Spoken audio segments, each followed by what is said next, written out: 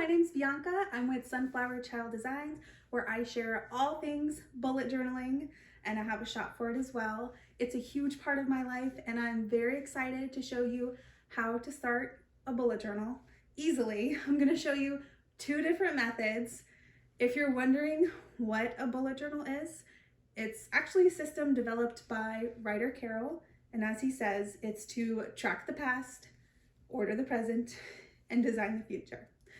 So I know it's intimidating seeing all these beautiful bullet journals online, but the true bullet journal method is actually very simple. So I think it's just important to get started, and you can always add doodles and all that fun stuff later on.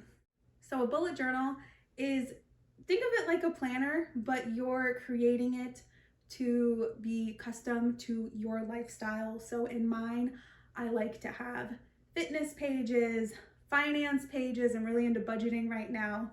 I'm super pregnant right now, so I have a lot of pregnancy pages. I have a daughter already, so I have memory spreads for her and a lot of things to help me with my household for cleaning and just keeping up with the house and things like that. So you can really make it catered to your life, which is so awesome. And that's why I love bullet journaling. If you stick around all the way until the end, I'm gonna show you a freebie for attending, and it'll help you get started with your bullet journal today. All right, with that being said, let's get started. For my first method on how to easily start your first bullet journal, you can go ahead and grab whatever you have at home. I happen to have this wide ruled notebook, and I want to use this because this is what most people have. If you happen to have a beautiful dot grid journal lying around, you can go ahead and use that. Dot grid is my preferred book and what most people use for bullet journaling. The dot grid makes it easy for writing and drawing. You can go ahead and grab any pen that you have on hand. I'm going to be using a Micron size 2. It's a fine liner. It's what I use pretty much every day in my bullet journal. We're going to start off with a cover page. Now, this is not required, but I think in a journal it's important to have some type of cover page, whether it's just your name and contact information. I'm going to be doing a word of the year here. You could write the current year, really anything you want, or you don't have to do this at all. Of course, I messed up within the first minute, and I used a white gel pen to cover that up. So there's a little trick to cover up mistakes. And just know that it's okay to make mistakes. You're going to make mistakes. And it's so fun to look back on and see how far you have improved. So I used block lettering for this, and I traced around each letter and made a bubble letter. So that's a little trick on how to create bubble letters. Now that I'm done with my word of the year, we can get to the actual bare bones of a bullet journal. First, you're going to start off with your index, and this is just an index where you list the pages within your bullet journal. Very simple, easy as that. And now we're on to the key, which identifies all the signifiers that you'll be using in your daily log if you choose to use one. You have a task, event, note, important, completed, disregard, future, and migrated. And I like to add it on this little sticky note until you learn your signifiers so you don't have to keep flipping back and forth to that key. Now we're on to our future log, and we're just going to divide this page into thirds and write out the months of the year. You don't have to start with January if you're starting in September. That could be your first month at the top. We're keeping this super simple. I don't want to overdo it and overwhelm you. I know it's daunting if you see super pretty Instagram-worthy bullet journals, but we all start somewhere. Their bullet journals weren't that pretty to begin with, so don't be scared to just start your bullet journal. Don't freeze up and not do it. Just start it. So now we're on to the second part of the future log. I'm just finishing off the months. So you can add color and doodles if you want, or you can keep it super minimal. Now we're on to our monthly log. You can use this as a calendar. You could write one sentence a day. You could write one word a day, something you're grateful for. You can really use it however you want to. And again, you just start with the current month. So if you're in September, you just write September at the top. Then you have your monthly tasks, and you could break up this page and write another header down there if you prefer. Now we're on to our daily log. So this is where that key comes in handy, because this is where you're going to be using those signifiers the most. So you could just stick that over here, and you're supposed to write out one day at a time instead of writing out Monday through Friday at first, because you don't know how much room you're going to need each day. So each day you're just going to do rapid logging and write out your events, notes, tasks, and everything for the day. So you don't want to have any tasks left at the end of the day. You don't have any dots to represent the tasks. You want to close them out. So I called insurance. I'm going to mark that as completed. And for groceries, I didn't get any, so I'm going to migrate that and put a right arrow, and I'm going to move that until the next day. So I'll show you what I did for the next day. We're going to go ahead and close out these tasks because we don't want any dots left. I've completed all of these, and you know what? I'm going to move clean fans to the future, and if it's far in advance, you're going to go ahead and put that in your future log. Disregard is just crossed out. I don't need to buy boots anymore. I don't need them. I'm crossing that out. And for groceries, that was really important. You could add this star next to an event, note anything. And I'm going to close out groceries and mark it as completed. So that's really it for rapid logging in your daily log. It's not as complicated as you think. And I want to go ahead and show you what I love to use instead of the index.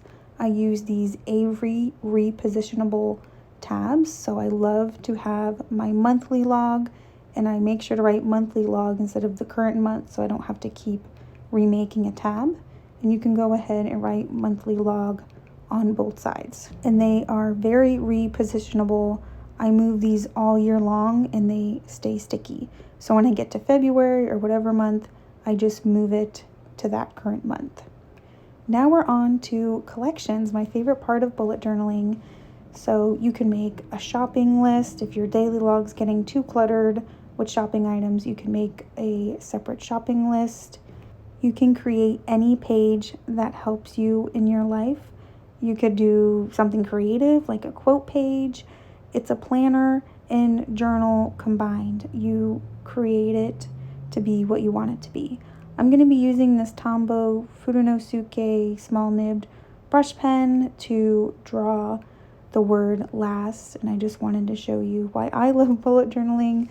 I love calligraphy and learning new fonts and stuff like that, and that is one of my favorite pens. So for this last time I spread, this is one of my favorites. It's great if you're using it for something that doesn't need to be done more than once a month. Then this is a great section for that. So I have cleaned my fans, an oil change my home air filter, my water filter, and the list goes on and on. If you want a memory keeping spread and you have kids, I have a 2-year-old and I love this spread. It is so fun. I use it for my daughter, just for things that she says throughout the year. I add it here whenever I feel like it.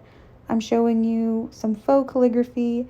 If you're not really inclined to do brush lettering, you can start out adding in those thicker strokes after you draw your title.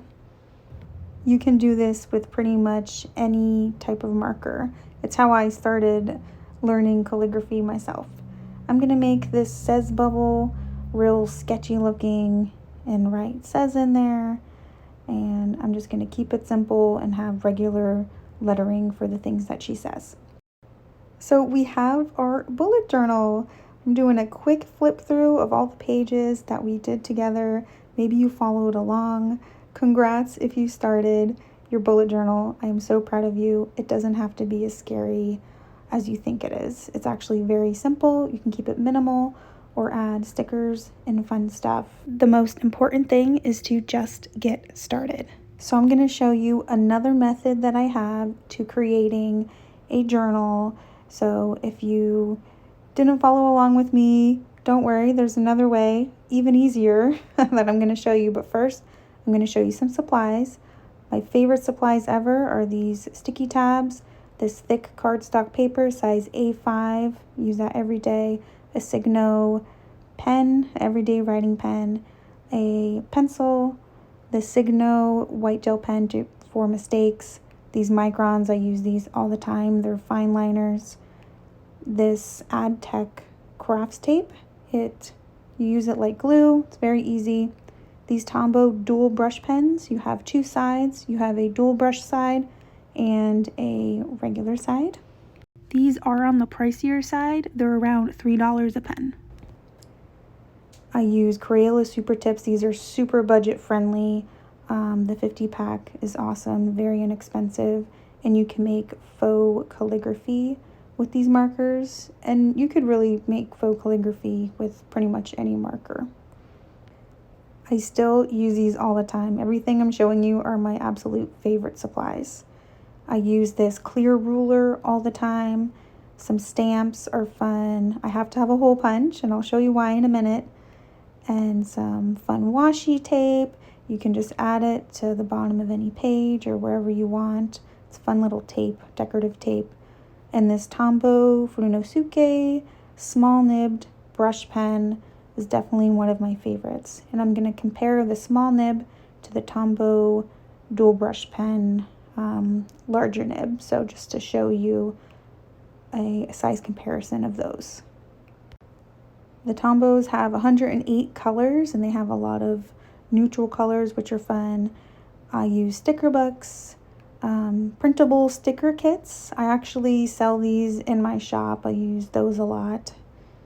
And there's tons of them. I'm not going to show you everything I have because that would take hours. But here's just a few of them that I have that I've definitely used in the past.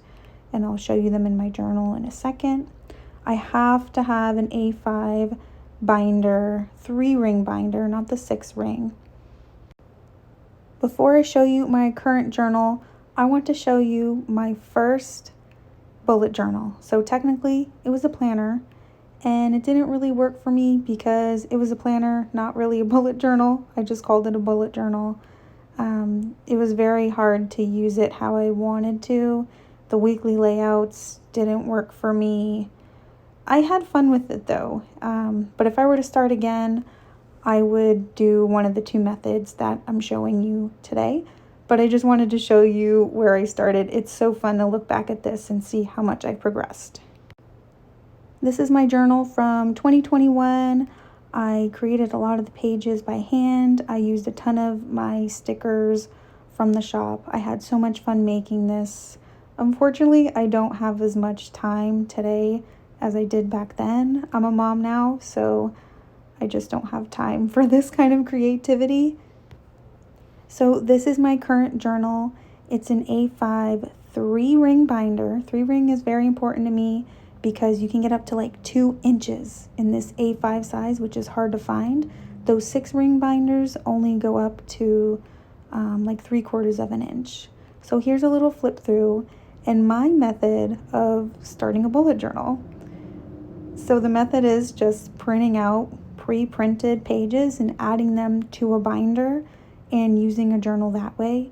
And you could still add in super custom pages to yourself, because you could add in a page with your own handwriting and you could create the page from scratch, but you could also use printables to get all the pages that you want to get.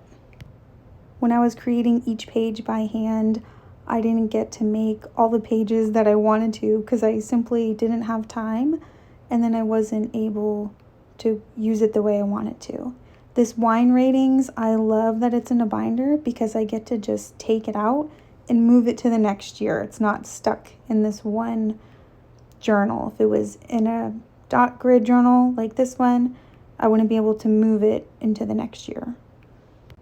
So I just love how you can add your own spreads. See how I printed dot grid paper and I'm completely making this page from scratch. You can buy paper that already has a dot grid on it, or you could just print the dots yourself on printer paper.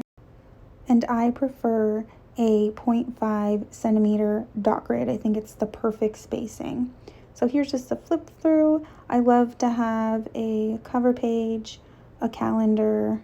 I use this weekly layout.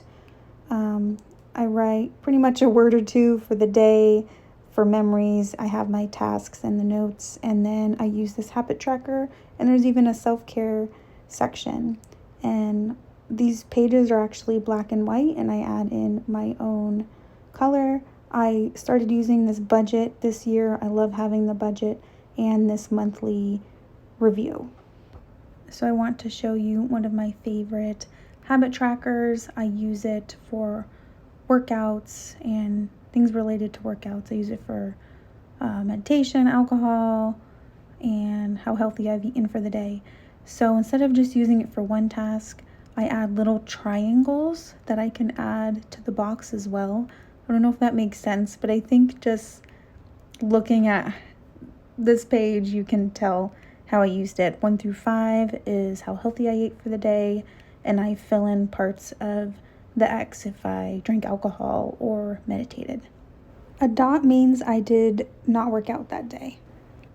Then in the notes section, I drew some lines like this. That way I can visually easily see how many workouts I did in 1 month, because that's what I cared about the most. You can use weekly habit trackers, monthly habit trackers, and yearly habit trackers. I love this annual finances page. You could buy templates. I added in the things I've learned and all of those doodles, so it was just the boxes and the arrows. So that's another way you can make these pages your own, or to get templates like that and add your own pizzazz. My daughter wanted to get in on this action, and she was showing you my tester page. The August was already printed, but I went in and I added that 3D effect with that skinny line and the colors, so you can really still make printables your own and add so much to them to make them personalized to you. All of these pages and so much more are available in my shop. It's my passion, and let me know if there's a specific page I don't have that you need. You can go to sunflowerchilddesigns.com. Now let me show you your freebie for attending this tutorial. So here's the freebie that you're getting for joining today. You get a free future log. You could add it to a binder or in a dot grid notebook. And I'm also including this fun future log if you want to create the title yourself with some fun lettering. Thank you so much for joining today. If I've inspired at least one person, then I consider my job done. If you have any questions or want to check out my shop, you can go to sunflowerchilddesigns.com. Bye.